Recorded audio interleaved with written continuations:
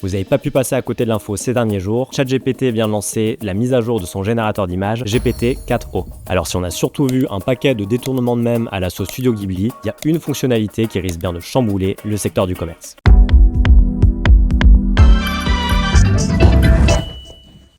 Cette fonctionnalité, c'est la création de campagnes publicitaires à l'aide d'une simple photo. En fait, en envoyant une photo d'un objet à ChatGPT, accompagnée d'un court prompt, dans le style « Génère-moi une campagne publicitaire qui vante la qualité de ce produit », on obtient ce type de résultat.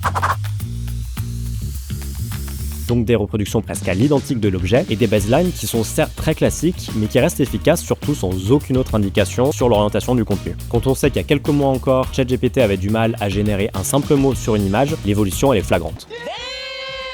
On peut voir dans cette fonctionnalité un gain de temps et d'argent faramineux pour la création de campagnes publicitaires. Mais forcément, cette mise à jour, elle remet sur le devant de la scène la crainte des métiers créatifs de voir leur rôle disparaître au profit de l'IA. Mais ce qui est sûr, c'est que la technologie, elle évolue vite. Et avec cette mise à jour, on peut autant faire de la génération de miniatures pour YouTube comme de la retouche photo. Donc le champ des possibles paraît vraiment infini.